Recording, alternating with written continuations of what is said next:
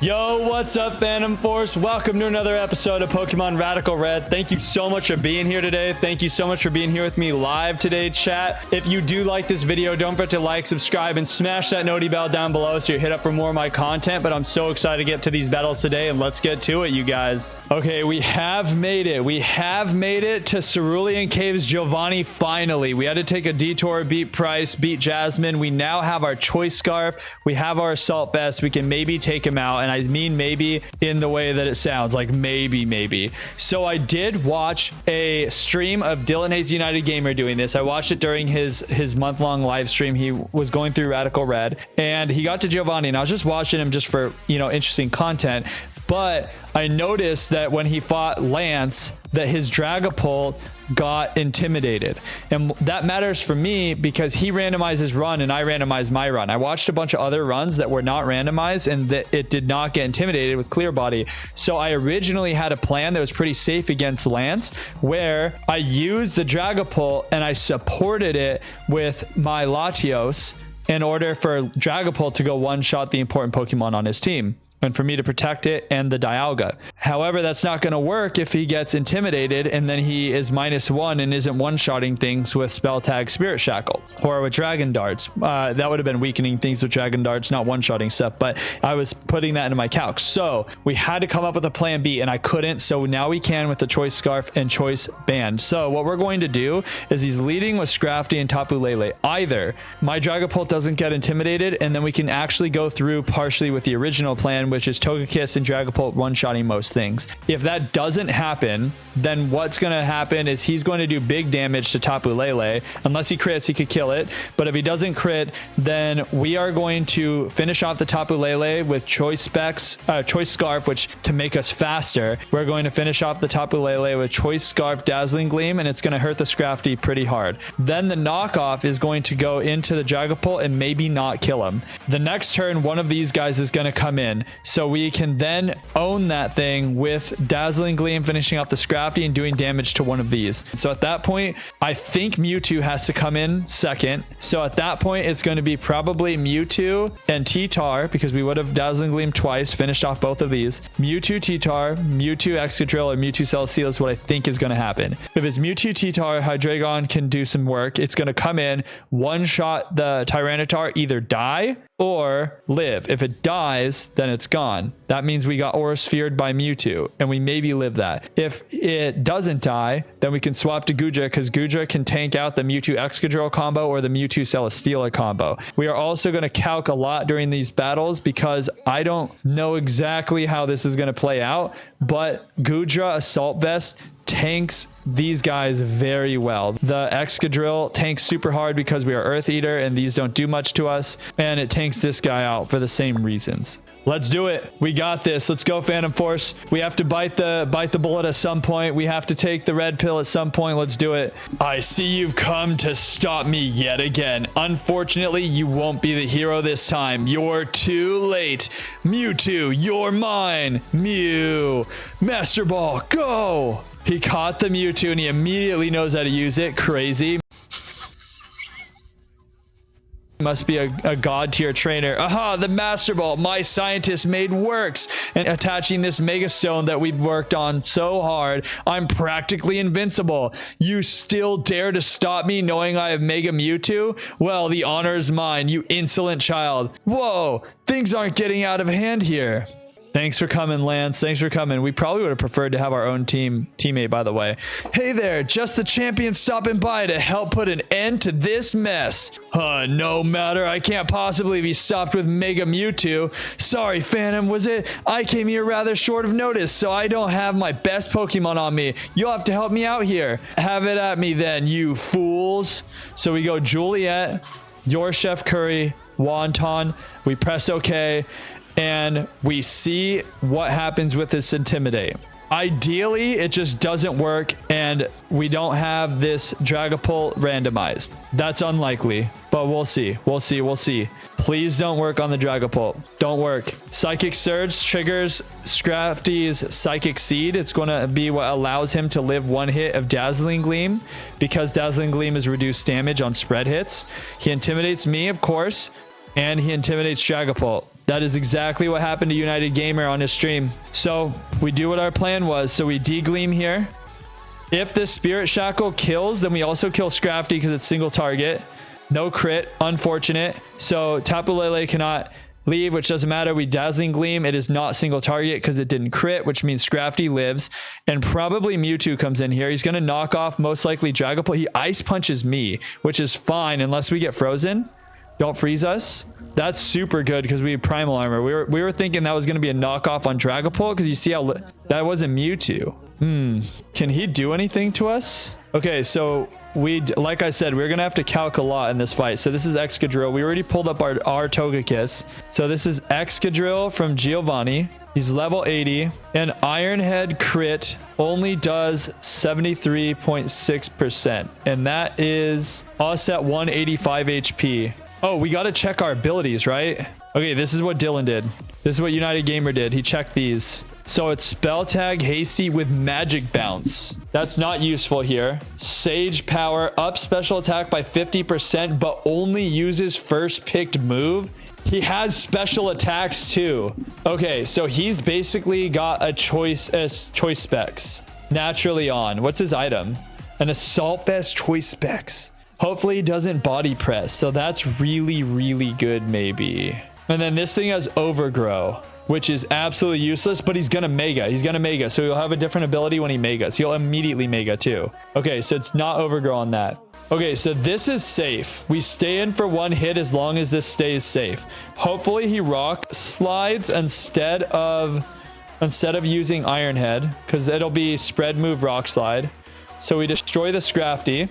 Yep, there goes the Scrafty.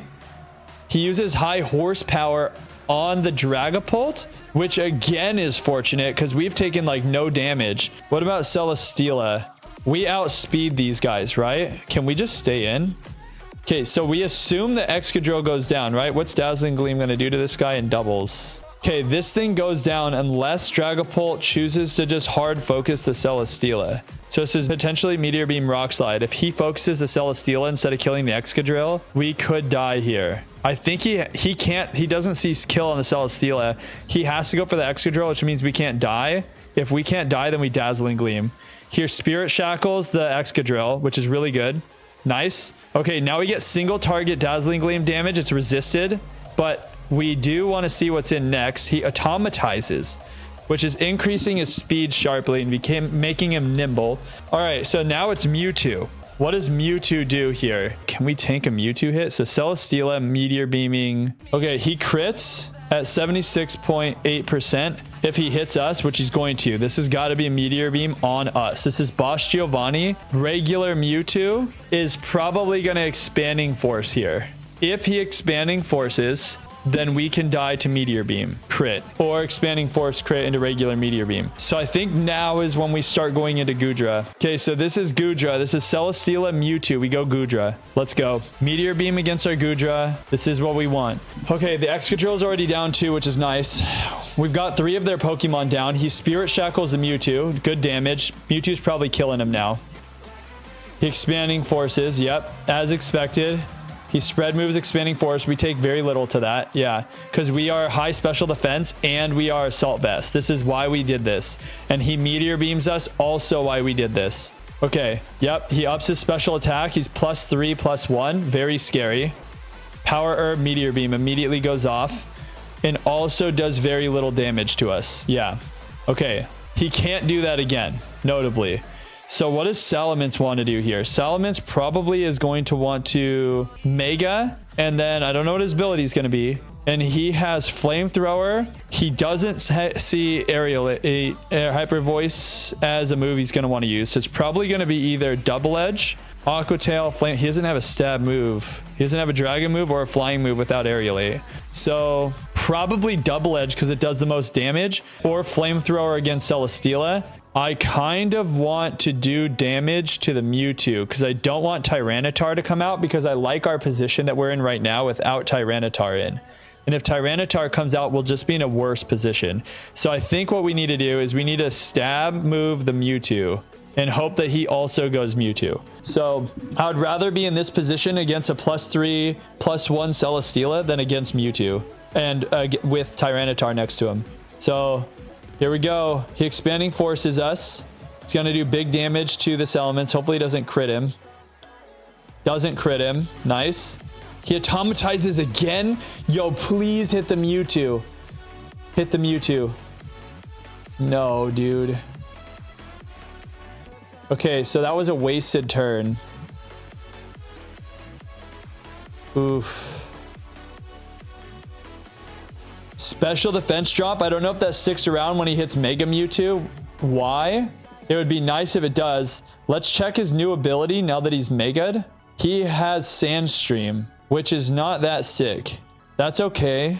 We're going to tank 2 hits. Then we're going to have our super strong Dialga against... And he's going to want to flamethrower the Celesteela then. Or we kill the Celesteela to make sure Dialga focuses the Salamence. Or the Mewtwo, I mean. If we flamethrower Celesteela, he goes down. They kill Salamence. I'm very hurt. T-Tar comes in. It's Mewtwo and T-Tar against Dialga and your Chef Curry. I then swap into Hydreigon in one shot the T-Tar, and then it's just Mega Mewtwo Y at that point, which just got slammed at that point by Dialga with Assault Vest. No, because then he might body press the Tyranitar and he's locked into body press and nothing is special effective against the Mewtwo. We don't want that. If he locks into body press, we're screwed because then he's stuck body pressing the Mewtwo. Okay, so we kill the Mewtwo. We kill the Mewtwo. He air slashes, probably takes out the Salamence. That's rough because now we're going to take... He's beast boosting. Uh-oh. We take full single target expanding force. Oh. Okay, we make him Mega Mewtwo. I don't know if that was the right call. So now he's going to take out Celesteela with the flamethrower, which is better than him getting locked into body press. Do we stay in here? So if he's not baiting Aura Sphere, then he's probably using Expanding Force. And if he's using Expanding Force, then it's time to do my play. All right, hopefully Ton lives this. Let's go. All right, so we're trying to immune this Expanding Force and live a Celesteela hit. He flamethrowers the Dialga. Don't burn him.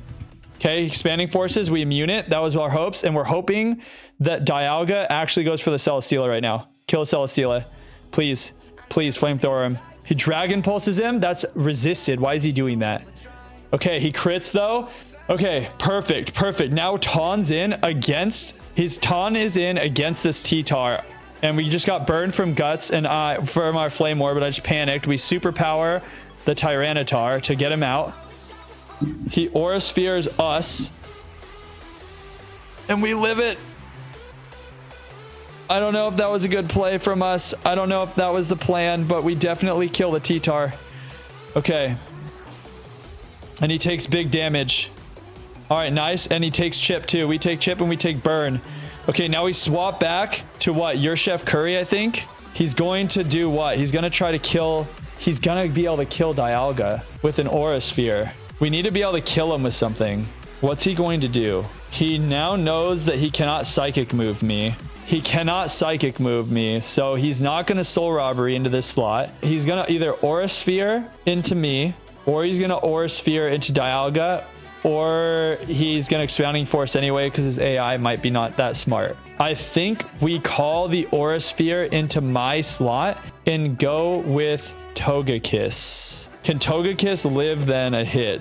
Expanding Force in doubles does like 48% if he still does it. If he Aura Spheres, we just win the game though. The other option is we could sack Wonton here. If we sack Wonton, we for sure win. The lose scenario is if we try to go Juliet and then we tank an Expanding Force. Oh, he could Aura Sphere and just kill, straight up just kill us. And then it's random move anyway. That's bad. We could sack Ton. Dude, I don't want to sack Hydreigon. I think sack Hydreigon is the only 100% out of this, because if he Expanding Forces right now, then he just sweeps through my team. He could lose to me going your Chef Curry. He Aura Spheres me. He does exactly top damage without crit, and we can finish him off. But the only for sure way to make it out of this fight is for Wonton can protect. Do it! Just do it! I'm doing it. We protect.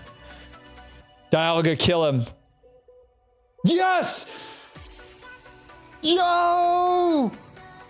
The protect comes in clutch. Oh my gosh. Oh my god! Oh, we were ready to sack Ton. Oh man. Oh, we won. We got through that deathless.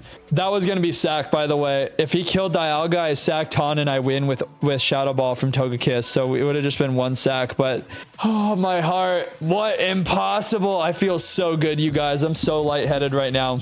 Even with Mega Mewtwo, I've fallen by your hands. I am truly humbled. My plan for world domination is but a dream. I threw aside family for this, abandoned my wife, even my own son. Despite my defeat at Silphco, I couldn't give up on my plan. I admit I was a victim of sunk cost fallacy, but I've given up literally everything for this. Boss. Huh? What? Archer? Ariana? Not everything, sir. You still have us. Please, sir, we have faith in you. We've stuck with you through thick and thin, boss. You could learn to rely on us, even if just a little. Could you have any doubt on our loyalty? Ever since you took us in when we were lowly children with no home to go to. You're truly family to us, more than just our boss.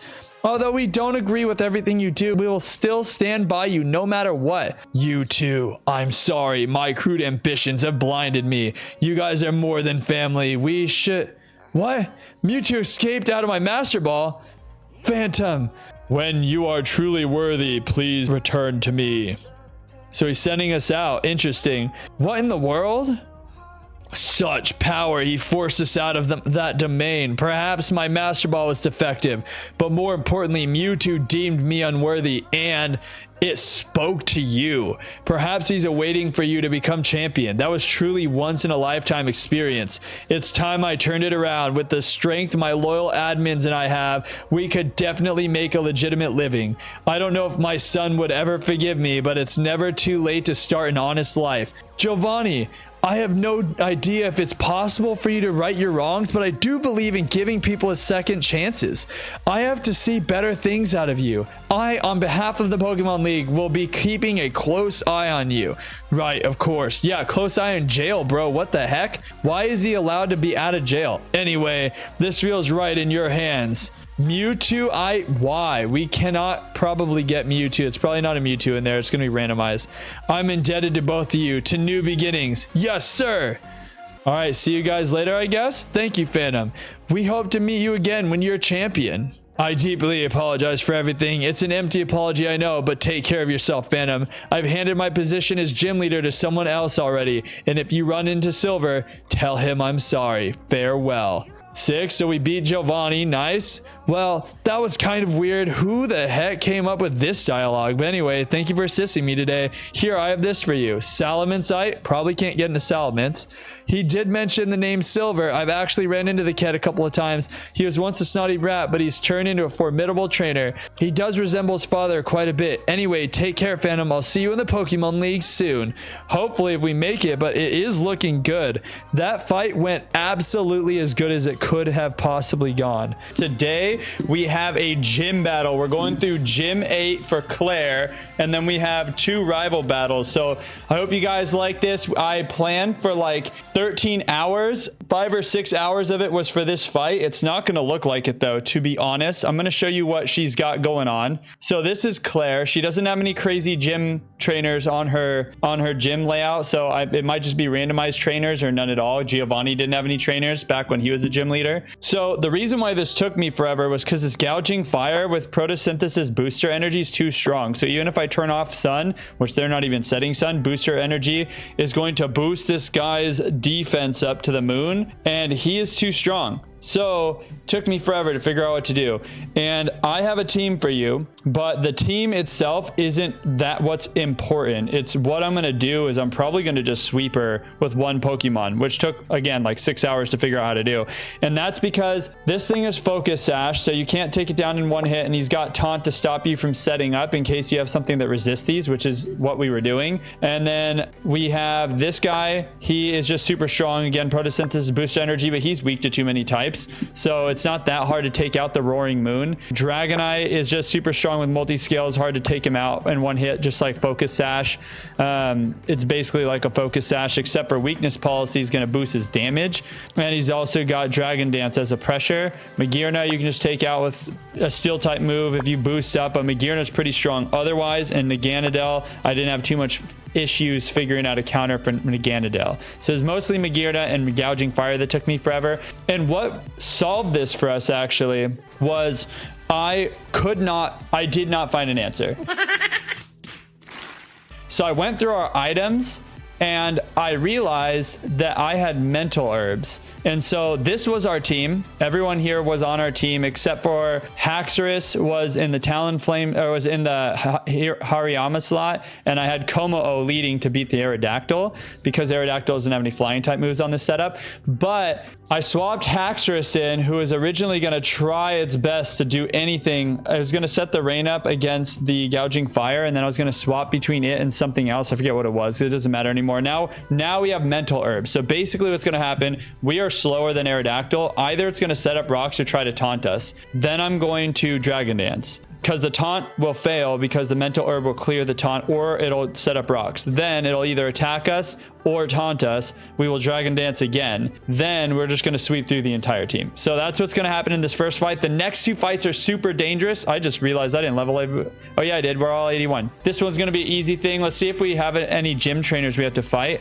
This is what I expected, but this is what Giovanni had going on too. There's no gym trainers, and there's no gym trainers on the docks either for us to have had worried about anyway. But hopefully you guys enjoy this battle. This is Clare. This is hopefully going to go the way I think it's going to go. The only downside, by the way, is if Clare ends up using an attack twice. So it attacks right off the bat. So no setting up rocks, no setting up taunts. If it just attacks us once, then we have to immediately go to actually doing all those other strategies that I said. So we'll see if that happens. So there is a chance the Aerodactyl doesn't play nice with others, and then we end up having to actually go with our original plan A. And by the way, that means we're sacking a bunch on Gouging Fire because we will have then weakened our Haxorus.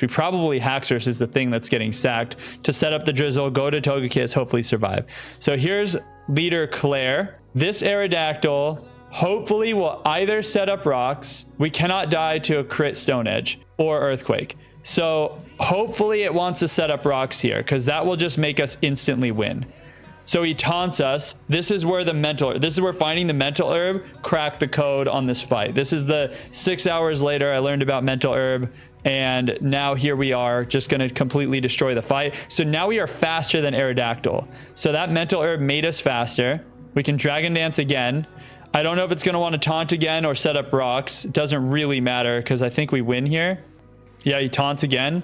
We probably honestly could Dragon Dance again. I feel like if he Stone Edges instead of setting up rocks then, and then Dragonite extreme speeds because he sees he dies, and then crits us with extreme speed off of like a Stone Edge crit, that would be a huge int. So we're not going to do that. We dual chop here. I don't think we need to.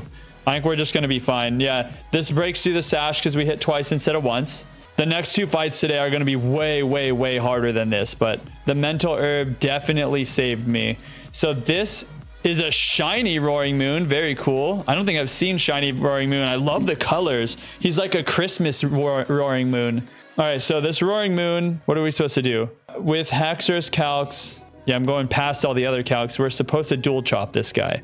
This does 180%. We outspeed because we are double boosted with Dragon Dance. Here's the Dragonite. The first hit is going to be reduced damage and set off his weakness policy because he is multi-scale. But then the second hit will still kill him. He does an extreme speed. That's weird. Maybe he sees that he lives because of multi-scale. Maybe he reduces both hits on his calcs because this one's going to hit full damage because its multi-scale is now broken. Yeah, I was thinking, dude, a little panic right there. You guys, I was thinking maybe multi-scale is bugged and dual chop did that much damage twice. It would be horrible, but okay, it wasn't. So this is Magearna. Magearna is going to go down here to an Earthquake. See you later, Magearna. I tried to do this originally with Komo-o. Like I said, Komo-o was the original lead, and I was going to do Clanging Scales, into Drain Punch or Clanging Scales, Drain Punch, Clanging Scales, depending on what Aerodactyl wanted to do with the Mental Herb after I found out the Mental Herb, but we just weren't strong enough. There was like one roll that wouldn't kill the Magearna, and then his Fairy move would destroy our Como, so couldn't really do it, and he didn't safely beat Gouging Fire, whereas Glaive Rush for Haxorus does. So that's why we have Glaive Rush. Glaive Rush is super powerful, 100% accurate dragon type move. I think it's 120 base damage. It's basically an outrage that doesn't lock you in. However, it makes you take double damage from the next hit. But at this point, it doesn't matter because there's only one Pokemon left. This Pokemon goes down to a dual chop, and so it's not going to, it doesn't have any priority, so it's not going to have a chance to do anything. And that is Clare defeated. You guys, thank you so much for watching the Clare battle. These other ones are going to be way harder though. Way harder. We have been cooking for these fights, including this one. Oh, I see. Your skills are rather mysterious. We got the Rising badge, and that is all 8 badges. Years of being defeated as a gym leader have changed my perspective. Although I haven't been humbled like that in a while, take this. We got Draco Meteor. Very good. We have a lot of dragons. Also, as part of the care package cheat, you can have these. Ooh, we're getting 100. Oh, it doesn't matter. We can't. There's no beasts in the game.